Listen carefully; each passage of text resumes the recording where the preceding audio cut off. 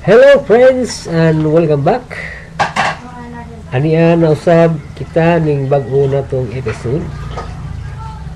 Ato karong pagahisgutan ng mga impormasyon na sunod sa imong computer.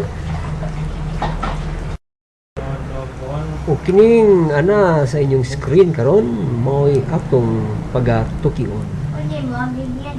Okay, so ang number 1 mo ang Windows OS Edition nya system type, brain or the processor ug ang memory.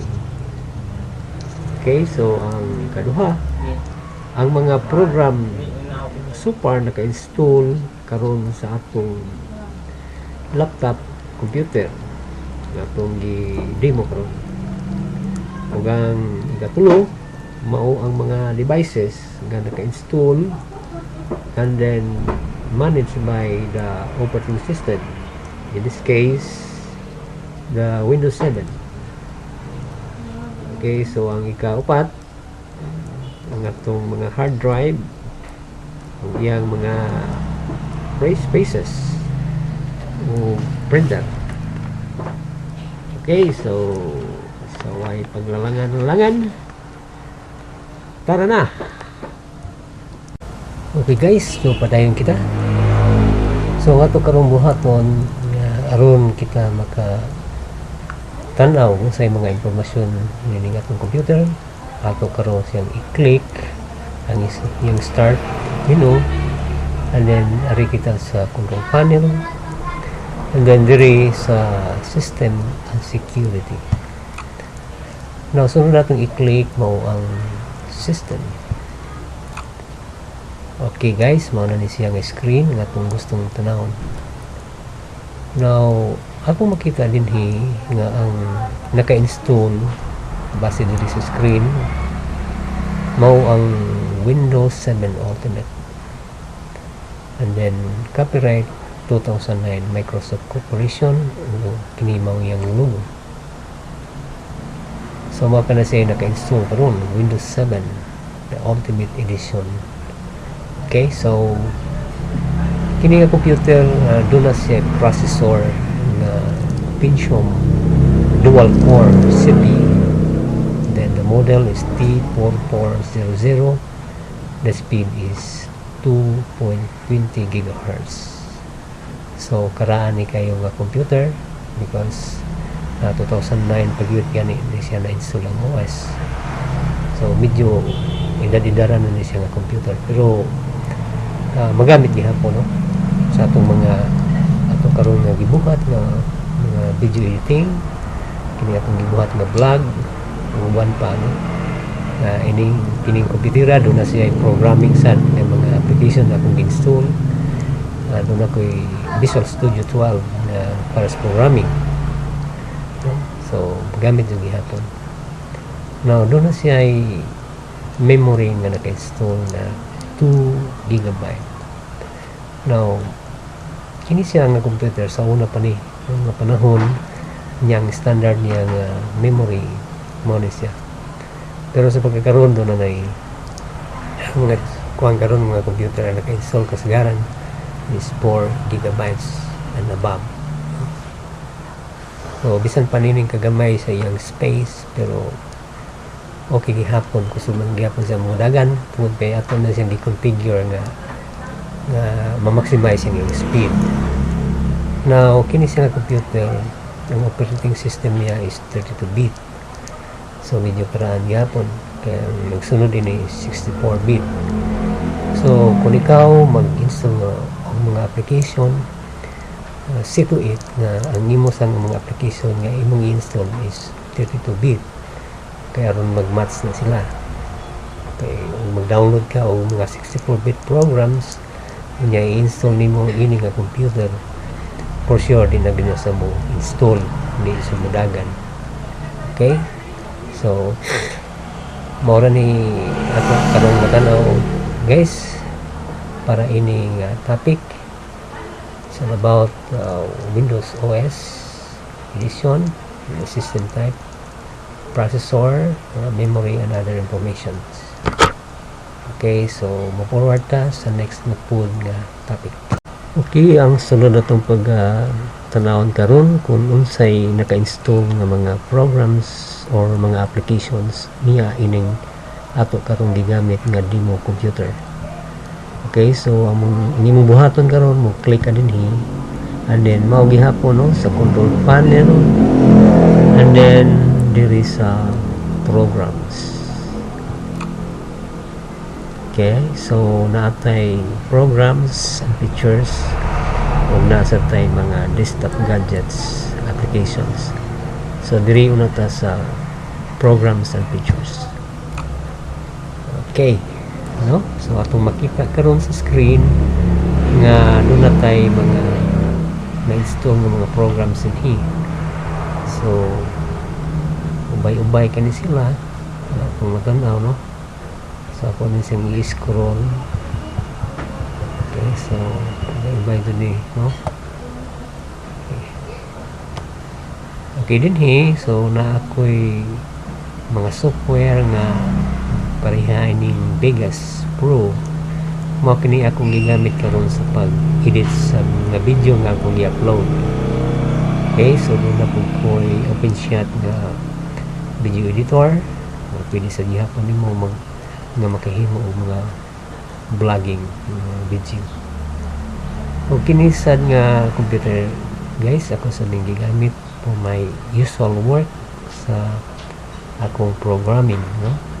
So naka-install din ang Visual Studio Ultimate 2012, and of course normal nga mga applications kini atong mga Microsoft Office applications, no? Okay, okay, no? So daghang kayo po ipang-install din may mga servers applications ang baban pa. No, aside from that, ito yung mga pang-repair. Yes, boy, I defeated you, bitch. And then antivirus. Sugulan pa. Okay, so diri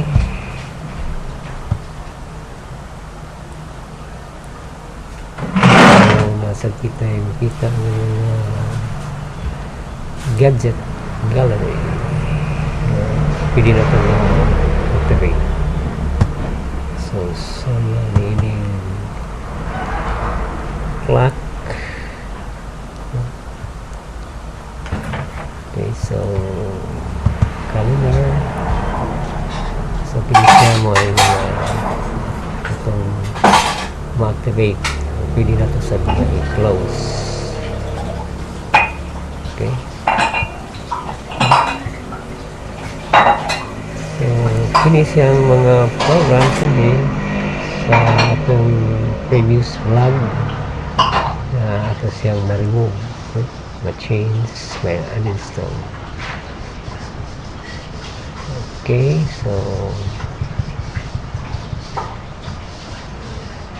nag-award ka sa mga next na po natin topic.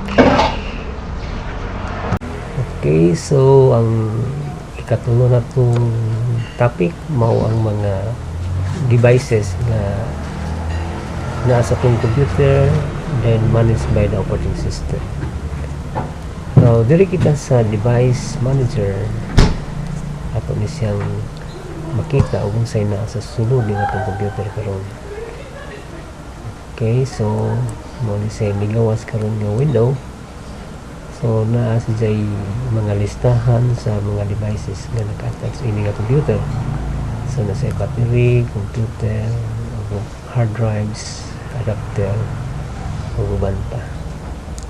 Okay, so ang importante din yung mga naka-attach mo kini ato karon nga hard drive, no? So kini nga computer doon na siya naka-attach nga hard disk.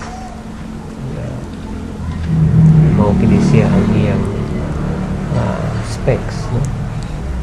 Ug sa iyang display adapter. Now kini nga computer doon ay built-in nga video card, no? nga ang iyang adapter mao ang Mobile Intel Series Express chipset family. So capable siya sa mga graphics editing applications o sa mga programming. And then doon na po siya ay DVD CD-ROM or CD-ROM drive, no? Pwede kag maka-play music from a DVD or copy from a DVD and then imong i-save sa imong hard drive, sa optical DVD rewritable drive. And then sa imong hard drive kinahanglan na siya og controller. So mao kini siya, no? Mao siya nga device nga mao'y mag provide natong access sa atong hard drive. Kini atong hard drive, kini atong controller.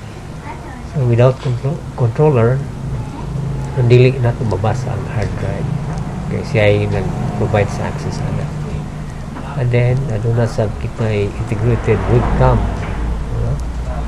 Kini nga kuan, kini nga laptop doon na siya built-in na camera. And then ang uban pa, no, siya PS2 na keyboard and touchpad and then generic plug and play monitor. Doon na po siya wireless device maka-access sa internet using Wi-Fi. So doon na po siya ay internet connection na gamitan ng wire. So there is a processor, no, ato makita na dual core, no? Sa atong previous topic ato na siyang nakita nga doon na siya Pentium 4 na processor. Okay, so uban pang mga devices na naka-attach. So din here, no, ato makita ang system devices na sa ECPI power button. Uban pa, no, doon na si Jai kini siyang system clock. Okay, ano po yung system speaker. So mo na siya, no, ang mga system devices.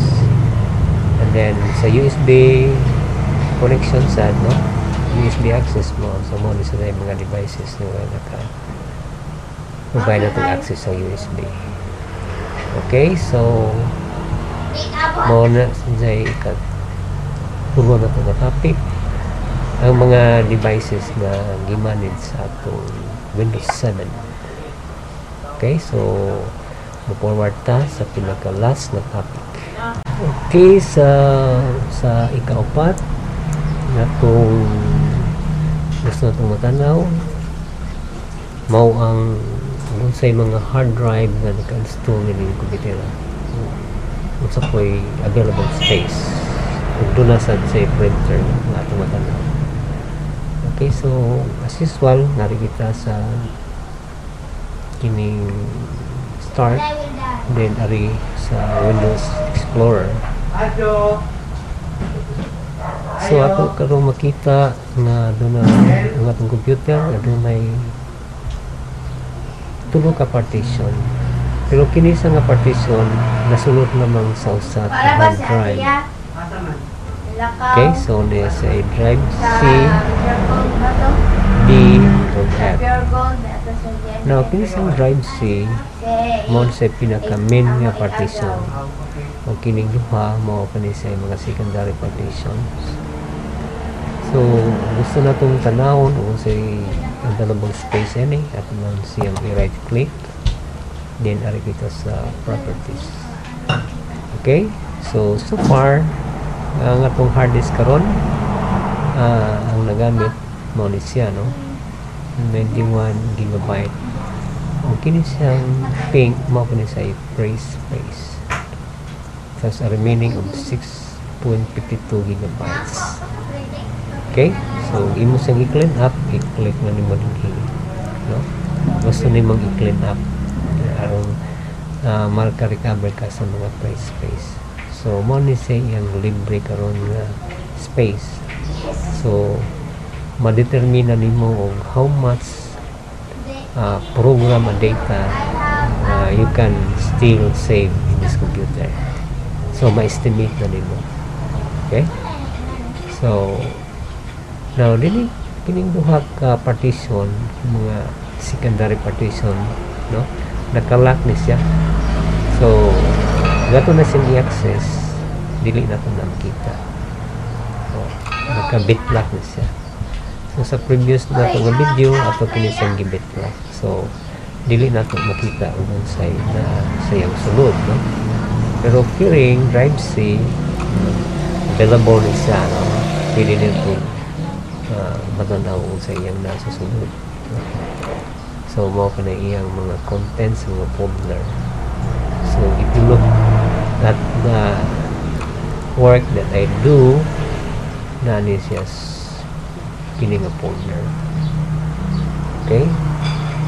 So mao na guys, kini nga tong mga gipang discuss karon, mga importanteng impormasyon nga bisan ikaw dili ka kini expert sa computer, ano lagi hapon kay magamit nini.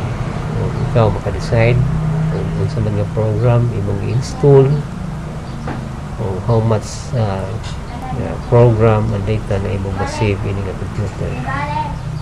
So based on our topic nga akong gi-discuss, doon na kay gamay nga impormasyon imong magamit nga maka-decide ka usaon nimo paggamit nini kini siya nga computer. O dinhilang ko to guys. Kung ako nagpasalamat sa imong pag-follow nini akong video. O thank you for everything, for your time na imong gihatag nini pagtanaw niya akong video tutorial. Okay? Bye!